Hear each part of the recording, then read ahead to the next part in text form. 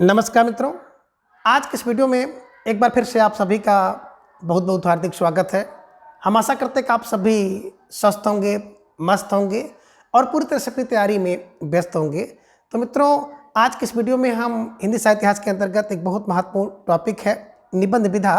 तो निबंध विधा से संबंधित कुछ महत्वपूर्ण और संभावित प्रश्नों को व्याख्यात्मक तरीके से हल करेंगे और इसके साथ ही इन्हें ट्रिक की सहायता से याद करने का भी प्रयास करेंगे। तो हम आशा करते हैं कि वीडियो आप सबके लिए बहुत ही महत्वपूर्ण होने वाला है, इसलिए इस वीडियो को आप लोग अंत तक जरूर देखें। चैनल पर नए हैं तो चैनल को सब्सक्राइब कर लें और इसके साथ ही अगर आपको थोड़ा सा भी उचित लगे तो इस वीडियो को अपने जो परिचित लोग हैं उनके पास भी शेयर करें। और इसके पूर्व की वीडियो में हम लोगों ने कुल 150 प्रश्नों को देखा था, तो आज की इस वीडियो में उसके आगे के प्रश्नों को हम लोग जानेंगे। तो जैसा कि स्क्रीन पर आप देख पा रहे हैं प्रश्न संख्या 151 कि जो घर फूके निबंध किसका है? ए गोपाल चतुर्वेदी, बी नारेंद्र कोहली, सी सुदर्शन मजीठिया या फिर विकल्प डी ज्ञान चतुर्वेदी। तो धीरे धीरे ढेर सारे भाई बहनों का जवाब भी आ गया। अक्सर विकल्प डी को लॉक किया जाए, विकल्प डी ज्ञान चतुर्वेदी इज राइट आंसर। बिल्कुल सही जवाब, बेहद सुंदर तैयारी आप सबके यहाँ पर दिख रही है। कैसे इसको दिमाग में बैठाना है?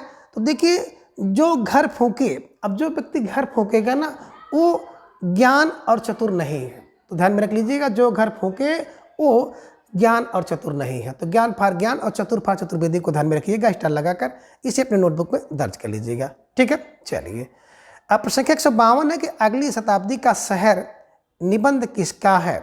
ए रविन्द्रनाथ त्यागी, बी श्रीलाल शुक्ल, सी केशव चंद्र शर्मा या फिर विकल्प डी है शरद जोशी। तो धीरे धीरे सारे भाई बहनों का जवाब भी आ गया। सर विकल्प बी को लॉक किया जाए, विकल्प B Shrilal Shukla is right answer, है ना।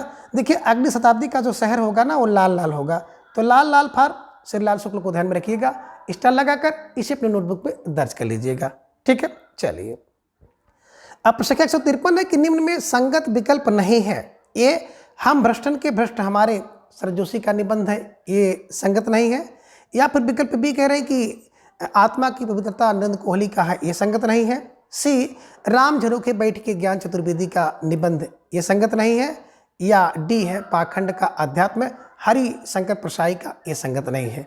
तो धीरे धीरे ढेर सारे भाई बहनों का जवाब भी आ गया। अक्सर विकल्प सी को लॉक किया जाए, राम झरोखे बैठ के, ये ज्ञान चतुर्वेदी का निबंध नहीं है बल्कि गोपाल चतुर्वेदी का है, तो यही असंगत था। जिन भाई बहनों का जवाब विकल्प सी था, बिल्कुल सही जवाब और बेहद सुंदर तैयारी आप सबकी यहाँ पर दिख रही है। निश्चित रूप से आप सब बधाई के पात्र हैं। ठीक है, चलिए। प्रश्न संख्या 154 है कि नैतिकता की लंगड़ी दौड़ निबंध किसका है? ए ज्ञान चतुर्वेदी, बी गोपाल चतुर्वेदी, सी शरद जोशी या फिर विकल्प डी है श्रीलाल शुक्ल का। तो ढेर सारे भाई बहनों का जवाब भी आ गया कि सर विकल्प बी को लॉक किया जाए, विकल्प B Gopal Chaturvedi is right answer, है ना। कैसे दिमाग में बैठाया जाए? तो देखिए, नैतिकता की लंगड़ी दौड़ कौन करता है? बोले सर गोपाल करते हैं। नैतिकता की लंगड़ी दौड़ कौन करता है? बोले सर गोपाल करते हैं। तो गोपाल चतुर्वेदी को ध्यान में रखिएगा, स्टार लगाकर इसे अपने दिमाग में बैठा लीजिएगा। ठीक है, चलिए। प्रश्न संख्या 155 है कि विषकन्या निबंध किसका है? ए श्रीलाल शुक्ल का, बी रविन्द्रनाथ त्यागी का, सी शरद जोशी का, डी है सुदर्शन मजीठिया का। तो अब आपको जवाब देना है कि किसका निबंध है विषकन्या। और ढेर सारे भाई बहनों का जवाब भी आ गया। सर विकल्प बी को लॉक किया जाए, विकल्प B Ravindranath Tyagi is right answer, है ना। बिल्कुल सही जवाब, बेहद सुंदर तैयारी। कैसे इसको दिमाग में बैठाना है? देखिए, विषकन्या अगर मिल जाए ना तो उसको त्याग दें। विषकन्या को त्यागी फार रविन्द्रनाथ त्यागी को ध्यान में रख लीजिएगा, कहीं पर विषकन्या मिल जाए उसको त्याग दीजिए। ठीक है, चलिए। प्रश्न 156 है कि सुनो देवता एवं प्रभास की सीपियाँ किसका निबंध है? ए नर्मदा उपाध्याय, बी पुरुषोत्तम अग्रवाल, सी महेंद्रनाथ अग्रवाल या फिर विकल्प डी है निर्मल वर्मा। तो ढेर सारे भाई बहनों का जवाब भी आ गया। सर विकल्प ए को लॉक किया जाए, विकल्प A Narmada Upadhyay is right answer, है ना। देखिए, सुनो देवता की बात करते हैं। सुनो देवता, जब आप नर्मदा एक नदी है, ध्यान में रख लीजिएगा कि जब नर्मदा नदी के पास आप जाते हैं तो कहते हैं सुनो देवता। और प्रभास की सीपियाँ कहाँ मिलेंगी? नदी के पास मिलती है। कौन सी नदी? नर्मदा नदी। ये ध्यान में रख लीजिएगा, सुनो देवता। जब नर्मदा नदी में आप जाते हैं तो वहाँ से कहते हैं सुनो देवता, और प्रभास की सीपियाँ नर्मदा नदी के पास मिलती हैं, ध्यान में रखिएगा। और इसी से मिलती जुलती एक रचना है साहित्य देवता, और साहित्य का देवता माखन खाता है, तो माखनलाल चतुर्वेदी द्वारा लिखी गई रचना है, ये भी आपको ध्यान में रखना है। ठीक है, चलिए। अब प्रश्न 157 है कि सही क्रम में सुमेलित कीजिए सूची 1 और सूची 2। सूची 1 में निबंध है और सूची 2 में निबंधकार है, इसी को आपको सही क्रम में मिलाना है।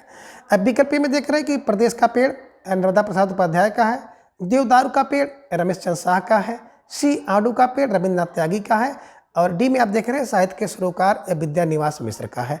तो इसको अगर मिलाएंगे तो प्रदेश का पेड़ बिल्कुल सही है, नर्मदा के किनारे मिलेंगे। जो प्रदेश भर के पेड़ हैं वो नर्मदा के किनारे मिलेंगे, तो नर्मदा उपाध्याय को ध्यान में रखिएगा।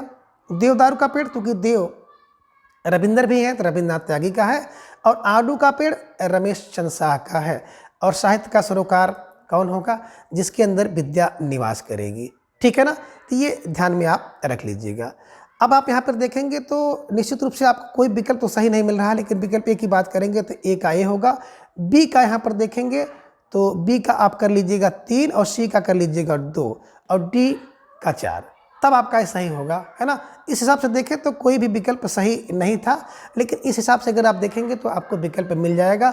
और फिलहाल विकल्प से आपको विशेष मतलब नहीं रखना है, रचना और रचनाकार को पहले आप दिमाग में बैठा लीजिए, है ना।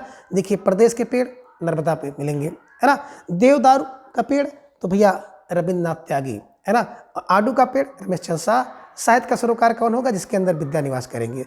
तो इसको बिल्कुल रट्टा लगा लेना है, ठीक है। चलिए प्रश्न 158 है गंगा से गटर तक निबंध किसका है, ए गोपाल चतुर्वेदी का, बी ज्ञान चतुर्वेदी, सी शरद जोशी, या फिर विकल्प डी नरेंद्र कोहली का।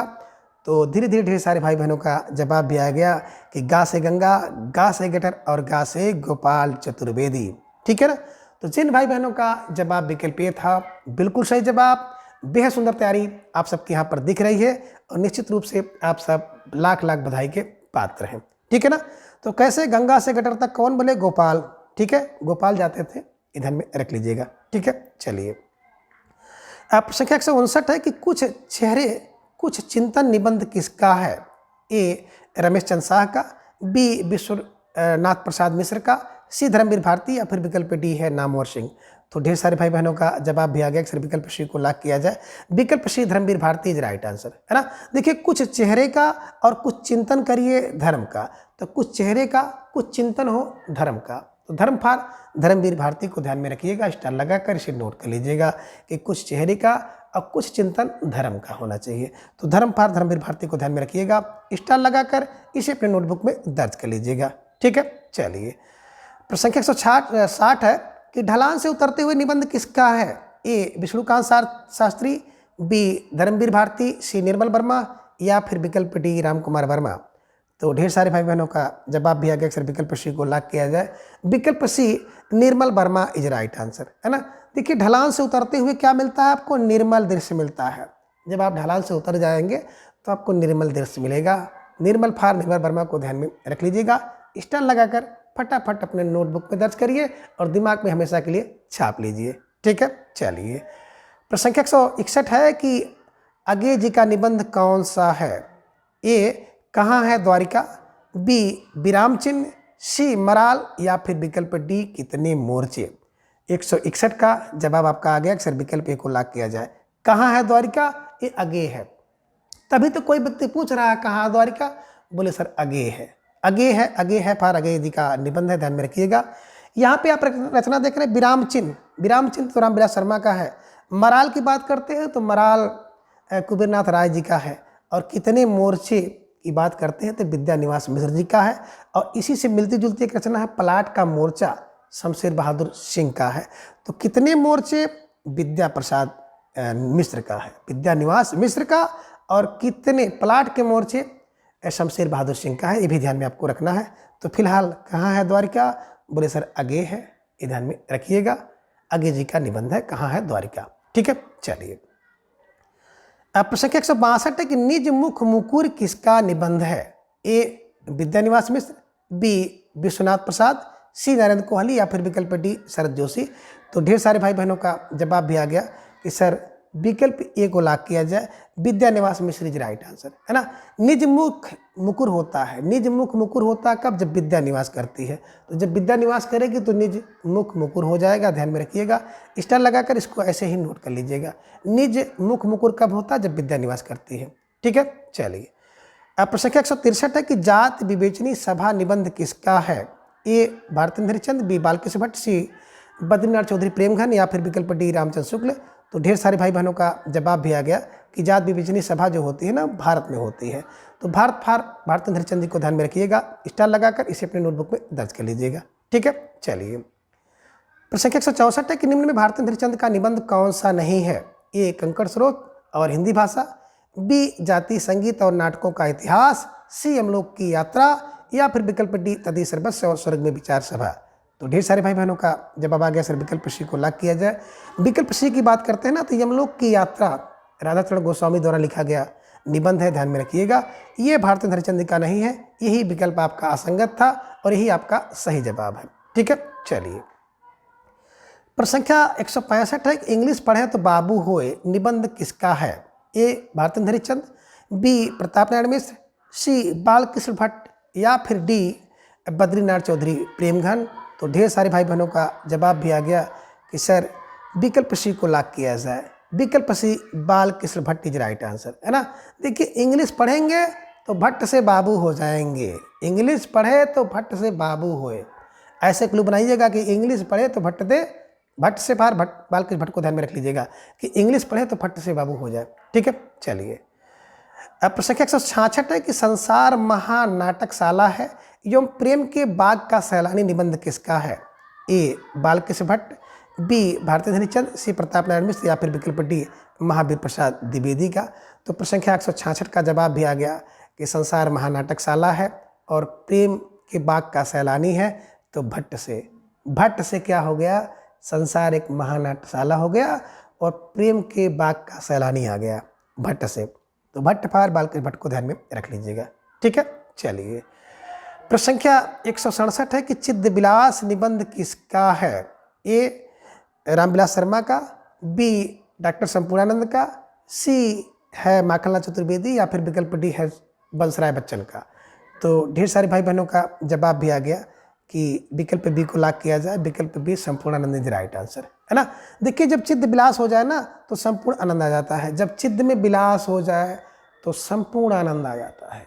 संपूर्ण आनंद पार संपूर्ण आनंद को ध्यान में रखिएगा, स्टार लगाकर इसे अपने नोटबुक में दर्ज करिए और अपने मन मस्तिष्क में हमेशा के लिए छाप लीजिए। ठीक है, चलिए प्रश्न संख्या 168 है कि नए पुराने झरोखे निबंध किसका है? ए परशुराम चतुर्वेदी, बी हरिवंश राय बच्चन, सी सदगुरु शरण अवस्थी या फिर विकल्प डी पांडे बेचन शर्मा उग्र का है। तो ढेर सारे भाई बहनों का जवाब भी आ गया कि नए पुराने झरोखे विकल्प B Harivansh Rai Bachchan is right answer, है ना। देखिए नए पुराने झरोखे पे कौन बोले? नए पुराने झरोखे पे तो बच्चन फार हरिवंश राय बच्चन को ध्यान में रख लीजिएगा। चाहे नया झरोखा हो या पुराना झरोखा हो, उससे बच्चे क्या करते हैं? बिल्कुल तबाह करते हैं, तंग करते हैं। तो ऐसे ध्यान में रख लीजिएगा, झरोखे से झांकने वाले बच्चे ही होते हैं। ठीक है, चलिए प्रश्न संख्या 169 है कि नव निबंध किसकी कृति है? ए परशुराम चतुर्वेदी का, बी हरिवंश राय बच्चन, सी सदगुरु शरण अवस्थी या फिर विकल्प डी पांडे बेचन शर्मा उग्र का। तो ढेर सारे भाई बहनों का जवाब भी आ गया कि नव निबंध जो है परशुराम का है। तो नव निबंध परशुराम का, नव निबंध किसका? बोले सर परशुराम का है। तो परशुराम चतुर्वेदी जी को ध्यान में रखिएगा, स्टार लगाकर इसे अपने नोटबुक में दर्ज कर लीजिएगा। ठीक है, चलिए ये लीजिए प्रश्न संख्या 170 है, पृथ्वीपुत्र और बागधारा निबंध किसका है? ए संपूर्णानंद, बी वासुदेव शरण अग्रवाल, सी परशुराम चतुर्वेदी या फिर विकल्प डी हरिवंश राय बच्चन। तो ढेर सारे भाई बहनों का जवाब भी आ गया सर, विकल्प बी को लॉक किया जाए। विकल्प बी वासुदेव शरण अग्रवाल इज राइट आंसर, है ना। देखिए पृथ्वी का पुत्र कौन है? जो वासुदेव है, और बाघ का धारा वासुदेव। तो वासुदेव फार वासुदेव शरण अग्रवाल को ध्यान में रखिएगा, इसको स्टार लगाकर अपने नोटबुक में दर्ज कर लीजिएगा। ठीक है, चलिए प्रश्न संख्या 171 है कि छड़ी बनाम सोटा निबंध किसका है? ए मोहनलाल गुप्त का, बी गोपाल प्रसाद व्यास का, सी देवेंद्र सत्यार्थी या फिर विकल्प डी कांतानाथ पांडे का। तो ढेर सारे भाई बहनों का जवाब भी आ गया, अक्सर विकल्प डी को लॉक किया जाए। कांतानाथ पांडे इज राइट आंसर, है ना। छड़ी बनाम सोटा, अब छड़ी और सोटा किसके पास? बोले कांता के पास है।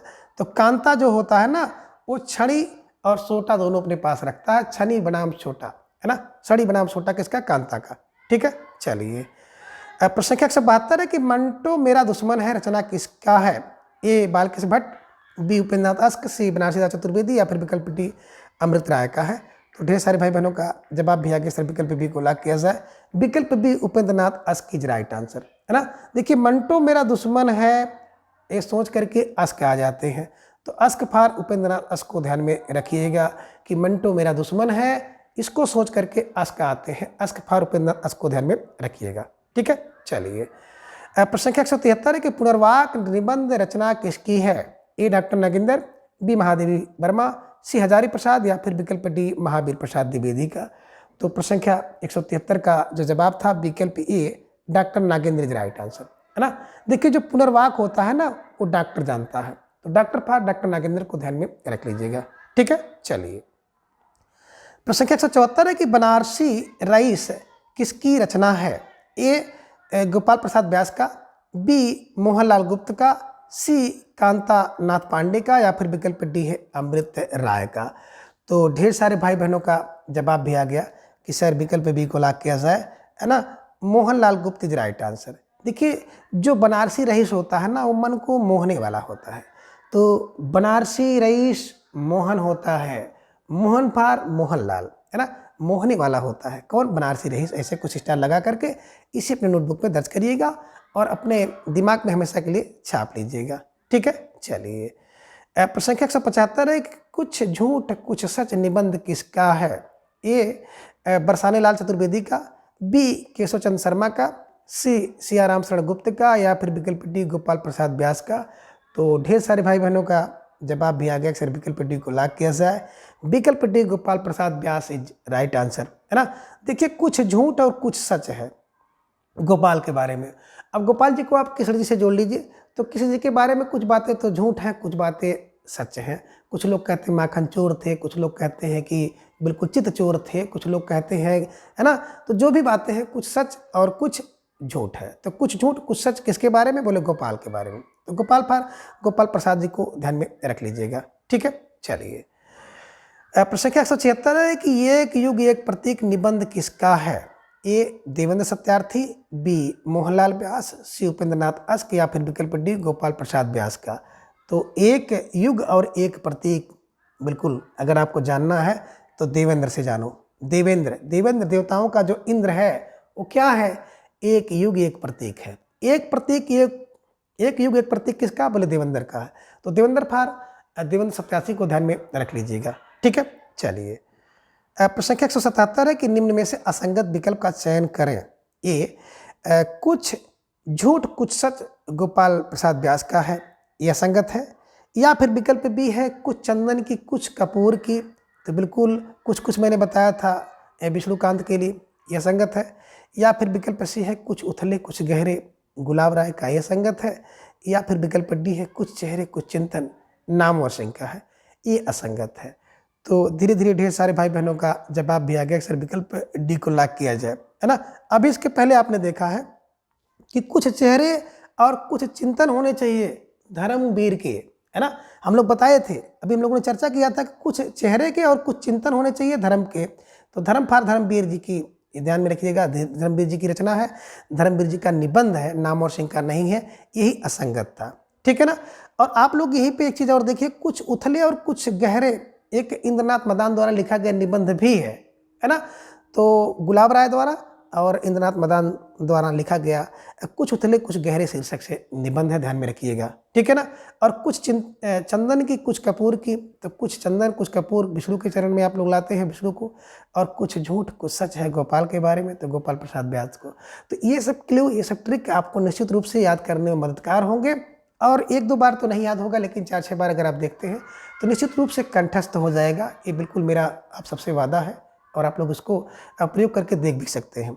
ठीक है, चलिए। प्रश्न संख्या 178 है कि बाल मुकुंद गुप्त का निबंध है। ए शिव शंभु के चिट्ठी, बी चिट्ठी और खत, सी खेल तमाशा या फिर विकल्प डी उपयुक्त सभी।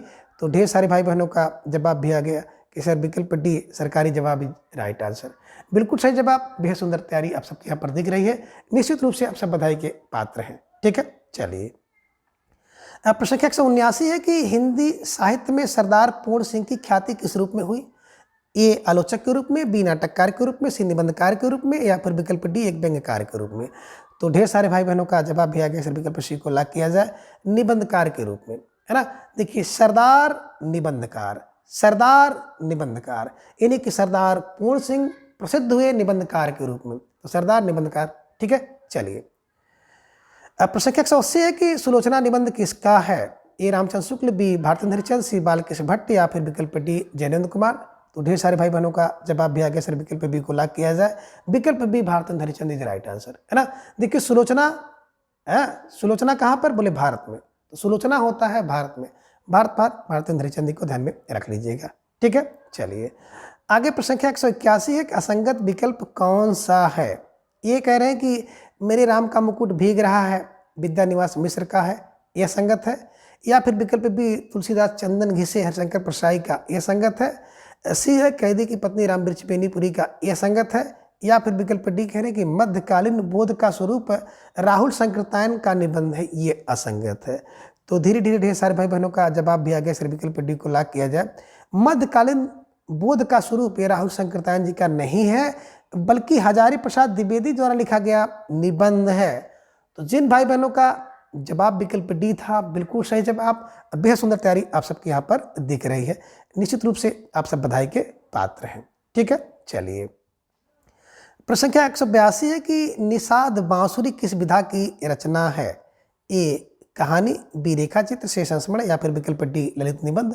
तो ढेर सारे भाई बहनों का जवाब भी फौरन आ गया कि सर विकल्प डी को लॉक किया जाए, ललित निबंध इज राइट आंसर, है ना। देखिए बात करें तो निषाद बांसुरी कुबेरनाथ राय द्वारा लिखा गया एक ललित निबंध है, ध्यान में रखिएगा।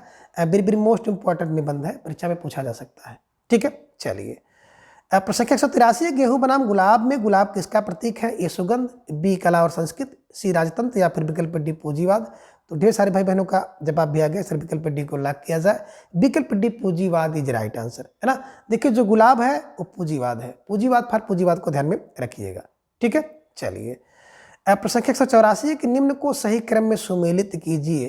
तो एक तरफ आप सूची 1 में देख रहे हैं निबंध और सूची 2 में निबंधकार, इसी को आपको सही क्रम में मिलाना है। अब विकल्प ए में देख रहे हैं निठल्ले की डायरी, सामने है आगे, बी रसक रंजन हजारी प्रसाद द्विवेदी, सी अशोक के फूल महावीर प्रसाद द्विवेदी और डी है आत्मनिपद हरिशंकर परसाई की। तो अगर आप इसको सही क्रम में मिलाएंगे तो सबसे पहले आपका मिल रहा है निठल्ले की डायरी, है ना, बिल्कुल हरिशंकर परसाई। निठल्ले की डायरी कौन पढ़ता है? हरिशंकर परसाई पढ़ते हैं। रसक रंजन महावीर का हो गया, अशोक के फूल हजार हैं और आत्मनिपद आगे के हैं। तो ये सब ध्यान में रखेंगे कि 4 3 2 1 जहाँ पर आपको मिल जाए उसी को सही कर लीजिए। तो विकल्प बी इज राइट आंसर, है ना। जिन भाई बहनों का जवाब विकल्प बी था, अब बिल्कुल सही जवाब, बेहद सुंदर तैयारी आप सबके यहाँ पर दिख रही है, ठीक है। चलिए अब प्रश्न 185 कि मैं साहित्य को मनुष्य के दृश्य देखने का पक्षपाती हूँ, कथन किसका है? ए महावीर प्रसाद द्विवेदी, बी रामचंद्र शुक्ल, सी हजारी प्रसाद द्विवेदी या फिर विकल्प डी नंदुलारे वाजपेयी का। तो ढेर सारे भाई बहनों का जवाब भी आ गया कि सर विकल्प सी को लॉक किया जाए, विकल्प सी Hazari Prasad Dwivedi is right answer, है ना। देखिए मैं साहित्य को मनुष्य के दृश्य 1000 बार देखने का पक्षपाती हूँ। कितनी बार? 1000 बार। तो 1000 बार हजारी प्रसाद द्विवेदी को ध्यान में रख लीजिएगा, ठीक है। चलिए प्रश्न 186 कविता तो कवि की आत्मा का आलोक है, उसके हृदय का रस है जो बाहर की वस्तु का अवलंब लेकर फूट पड़ती है, यह कथन किसका है? ए जयशंकर प्रसाद, बी नरेश मेहता, सी रामधारी सिंह दिनकर या फिर विकल्प डी कोर नारायण। तो ढेर सारे भाई बहनों का जवाब भी आ गया सर, विकल्प सी को लॉक किया जाए, विकल्प C Ramdhari Singh Dinkar is right answer, है ना। देखिए कविता तो कवि की आत्मा का आलोक है जो दिन करती है, जो दिन करती है, जो दिनकर है ना, ये ध्यान में रखिएगा। कविता तो कवि की आत्मा का आलोक है जो दिन करती है। तो दिन फार दिनकर को ध्यान में रख लीजिएगा और दिनकर से रामधारी सिंह दिनकर को बिल्कुल हमेशा के लिए कंठस्थ कर लीजिएगा, ठीक है। चलिए अब प्रश्न 187 है कि कछुआ धर्म किस विधा की रचना है? ए संस्मरण, बी रेखाचित्र, से निबंध या फिर विकल्प डी कहानी। तो ढेर सारे भाई बहनों का जवाब भी आ गया सर, विकल्प सी को लॉक किया जाए, कछुआ धर्म एकदम बिल्कुल निबंध है, ये ध्यान में रखिएगा। किसका है? चंद्र शर्मा गुलेरी जी का है, ध्यान में रखिएगा, ठीक है। चलिए अब प्रश्न 188 है कि काव्यानुभूत की जटिलता चित्तवृत्तियों की संख्या पर निर्भर नहीं बल्कि संवादी विसंवादी वृत्तियों के द्वंद्व पर आधारित है, कथन किसका है?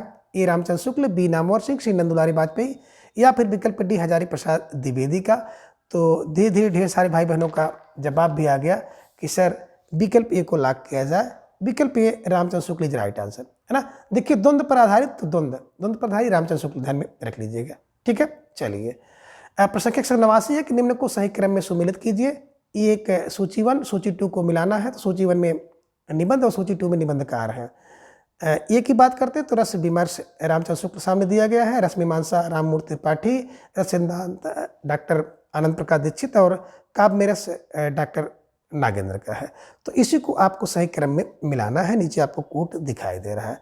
रस विमर्श की बात करते हैं तो रस का विमर्श मूर्ति में, रस का विमर्श किसमें है? राम की मूर्ति में है, तो राममूर्ति त्रिपाठी।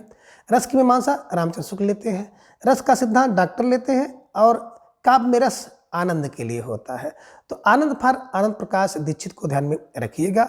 इस प्रकार से अगर आप देखेंगे तो ए का 2 और 2 का ए, तो ए का 2 और बी का ए, सी का 4, डी का ए, तो विकल्प सी इज राइट आंसर। जिन भाई बहनों ने विकल्प सी का चुनाव किया बिल्कुल सही जवाब, बेहद सुंदर तैयारी आप सबके यहाँ पर दिख रही है। ठीक है, चलिए प्रश्न 190 है कि कवियों की उर्मिला विषयक उदासीनता निबंध किसका है? ए हजारी प्रसाद द्विवेदी, बी बालकृष्ण भट्ट, सी महावीर प्रसाद द्विवेदी या फिर विकल्प डी भारतेंद्र हरिचंद। तो ढेर सारे भाई बहनों का जवाब भी आ गया सर, विकल्प सी को लॉक किया जाए। विकल्प सी Mahavir Prasad Dwivedi is right answer, है ना। देखिए बात करते हैं कवियों की उर्मिला विषयक उदासीनता, है ना। तो कवियों की उर्मिला क्या होती है? बोले महावीर है। जो कवियों की उर्मिला है ना वो महावीर है। तो महावीर का मतलब महावीर प्रसाद द्विवेदी को ध्यान में रख लीजिएगा। कवियों की उर्मिला महावीर है। ठीक है, चलिए प्रश्न 191 है कि बट पीपल निबंध के रचनाकार कौन है? ए हरिवंश राय बच्चन, बी निर्मल वर्मा, सी रामधारी सिंह दिनकर या फिर विकल्प डी राम कुमार वर्मा का है। तो ढेर सारे भाई बहनों का जवाब भी आ गया, विकल्प सी को लॉक किया जाए, है ना। बट पीपल के नीचे कब आते हैं? जब दिनकर आते हैं। दिनकर माने जो सूर्य देखते होंगे ना, एकदम बिल्कुल टेम्परेचर में होते हैं, जो ताप होता है, तो बट पीपल के नीचे हम लोग आ जाते हैं। जब दिनकर आते हैं तो बट पीपल के नीचे। ठीक है, चलिए प्रश्न 192 कि आत्माराम की टेटे में आत्माराम किसका प्रतीक है? ए गोविंद नारायण मिश्र का, बी गोपाल गहमरी का, सी महावीर प्रसाद द्विवेदी का या फिर विकल्प डी बाल मुकुंद गुप्त का। तो ढेर सारे भाई बहनों का जवाब भी आ गया, अक्सर विकल्प डी को लॉक किया जाए। बाल मुकुंद गुप्त इज राइट आंसर, है ना। आत्माराम की टेटे कौन करता है? बोले बाल मुकुंद गुप्त। ठीक है, चलिए प्रश्न 193 है कि यथार्थ और छायावाद निबंध किसका है? ए जयशंकर प्रसाद, बी शांतिप्रिय द्विवेदी, सी नंदुलारे वाजपेयी या फिर विकल्प डी मुकुंदर पांडे। तो ढेर सारे भाई बहनों का जवाब भी आ गया, सर विकल्प को लॉक किया जाए। Jaishankar Prasad is right answer, है ना। देखिए यथार्थ और छायावाद जयशंकर प्रसाद। ठीक है, चलिए प्रश्न 194 है कि इनमें से कौन दलित निबंधकार नहीं है?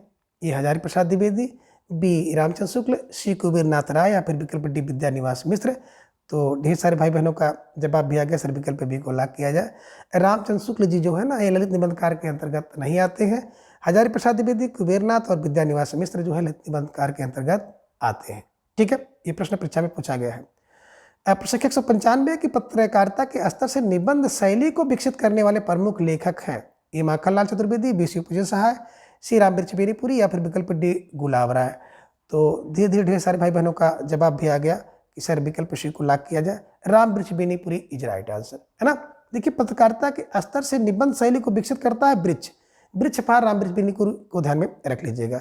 ठीक है, चलिए प्रश्न 196 है कि प्रसाद पंत और मैथिली शरण नामक निबंध किसका है? ए रामवृक्ष बेनीपुरी, बी अगे, सी रामधारी सिंह दिनकर या फिर विकल्प डी विद्यानिवास मिश्र का है। तो धीरे धीरे ढेर सारे भाई बहनों का जवाब भी आ गया कि सर विकल्प सी को लॉक किया जाए। Ramdhari Singh Dinkar is right answer, है ना। प्रसाद पंत और मैथिली मिलकर दिन करते हैं, तो दिनकर फार दिनकर को ध्यान में रख लीजिएगा। प्रसाद पंत मैथिली दिनकर। ठीक है, चलिए प्रश्न 197 है कि विक्रमोर्वशी की मूल कथा निबंध किसका है? ए चंद्र शर्मा गुलेरी, बी रामचंद्र शुक्ल, सी अगे या फिर विकल्प डी विद्यानिवास मिश्र। तो ढेर सारे भाई बहनों का जो जवाब भी आ गया, विकल्प को लॉक किया जाए। विकल्प Chandra Sharma Guleri is right answer, है ना। देखिए विक्रमोर्वशी की मूल कथा क्या है? बोले मूल कथा तो गुलेरी है। गुलेरी पर चंद्र शर्मा गुलेरी को ध्यान में रख लीजिएगा। ठीक है, चलिए प्रश्न 198 है कि शिकार संबंधी रोचक निबंधों के रचनाकार कौन है? ए श्रीराम शर्मा, बी श्रीराम वर्मा, सी श्रीकांत या फिर विकल्प डी रामचंद्र शुक्ल। तो ढेर सारे भाई बहनों का जवाब भी आ गया, विकल्प को लॉक किया जाए। विकल्प A Shriram Sharma is right answer. सा से शर्मा, सा से श्रीराम, सा से शिकार, ये ध्यान में रख लीजिएगा। शिकार श्रीराम शर्मा। ठीक है, चलिए प्रश्न 199 है कि किस प्रकार के निबंधों में समास शैली प्रयुक्त होती है? ए भावात्मक, बी विवरणात्मक, सी वर्णनात्मक या फिर विकल्प डी है विचारात्मक। तो धीरे धीरे ढेर सारे भाई बहनों का जवाब भी आ गया, सर विकल्प डी को लॉक किया जाए। विचारात्मक निबंध इज राइट आंसर, है ना। देखिए समास शैली कहाँ पर होती है, जहाँ पर विचार होता है, तो जहाँ पर विचार वहाँ पे समास ध्यान में रख लीजिएगा, ठीक है। चलिए प्रश्न संख्या 200 है कि मेघदूत काव्य का खड़ी बोली में अनुवाद किसने किया? ए सदल मिश्र, बी भारतेंद्र हरिश्चंद्र, सी लल्लूलाल, या फिर विकल्प डी राजा लक्ष्मण सिंह। तो धीरे धीरे ढेर सारे भाई बहनों का जवाब भी आ गया, सर विकल्प डी को लॉक किया जाए। विकल्प D Raja Lakshman Singh is right answer, है ना। देखिए मेघदूत का खड़ी बोली में अनुवाद एक राजा लक्ष्मण सिंह कर सकते हैं, ध्यान में रख लीजिएगा। स्टार लगाकर इसे अपने नोटबुक में दर्ज कर लीजिएगा। तो मित्रों आज की इस वीडियो के साथ ही आपके जितने भी महत्वपूर्ण निबंध थे उन सभी निबंधों को कंप्लीट किया जा चुका है। तो आज के इस वीडियो में बस इतना। अगली वीडियो में फिर हम मिलते हैं कि नए टॉपिक के साथ। तब तक के लिए आप सभी अपना बेहद ख्याल रखिए और अपना अधिक से अधिक समय अपने अध्ययन पर लगाएं। अपना प्रेम, स्नेह, विश्वास इस तरह से चैनल पर बनाए रखें। धन्यवाद, नमस्कार, बाय बाय।